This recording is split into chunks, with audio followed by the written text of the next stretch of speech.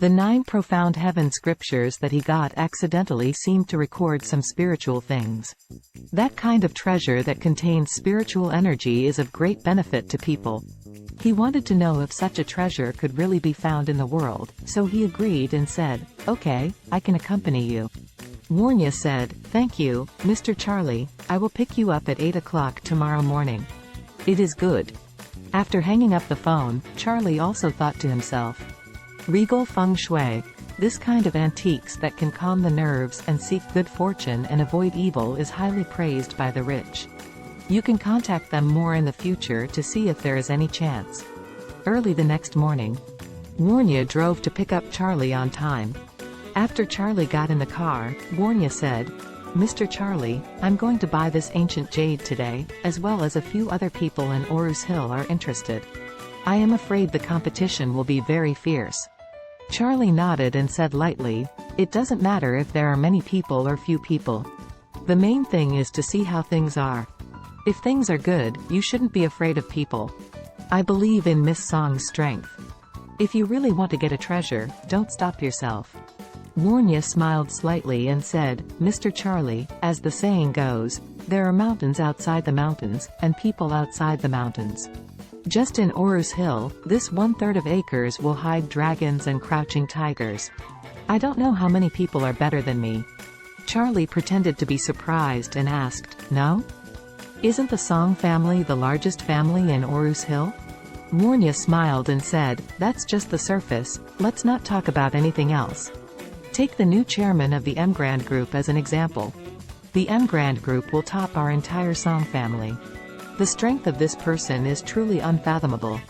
While talking, Warnya sighed again. "I actually want to make friends with this big man, but it's a pity that this person is too mysterious to find any breakthrough." Warnya spoke the truth. She does feel that the new chairman of Emgrand Group is unfathomable. You can buy a group of hundreds of billions at will without showing up. It can be seen that their industry is by no means just an Emgrand Group. In contrast, the Song family is indeed a little less interesting. However, she didn't know that the chairman of the Emgrand Group she had always wanted to make friends with was sitting next to her at this time. Charlie was naturally also very low-key, and casually echoed a few sentences, but never revealed any information. Warnya's car drove fast and steady. Soon, the car drove to a small courtyard by the river. This small courtyard is secluded and elegant, with a simple and unpretentious appearance, but inside it is a huge water town. Small bridges and flowing water, elegant gardens, pavilions, row upon row. After parking, someone specially greeted the two to enter the door. Go through the yard and into the lobby. In the Chinese-style decorated hall, there is a mahogany round table. Beside the table are several Grand Master chairs. Seeing the two coming in, a white-haired old master stood up and said hello to Warnya. "Miss, you are here." Warnya looked a little embarrassed and nodded and said, "Old Chi, why are you here too?" The old master smiled slightly and said, "I heard that you are coming, so I am here to take care of it." Warnya nodded and introduced to Charlie.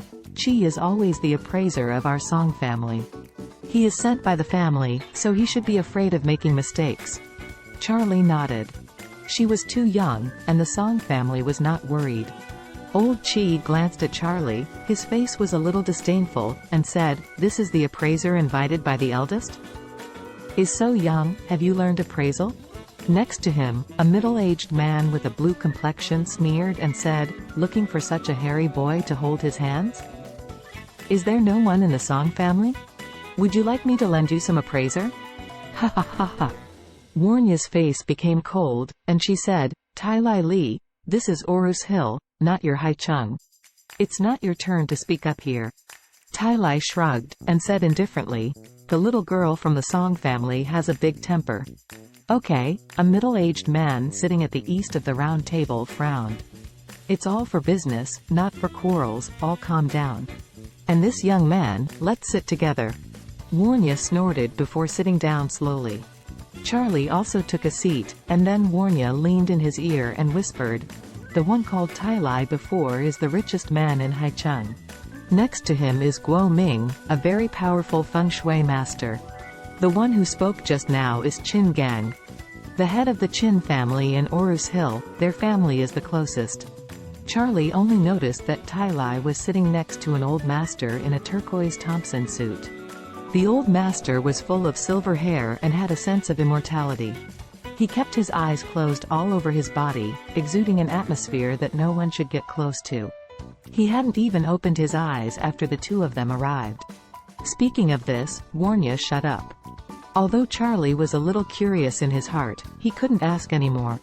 After everyone was seated, sitting on the other side of the table, a fat man dressed in luxurious clothes smiled and said, "Since the quarrel is over, let's hurry up and see the goods. You are all big families.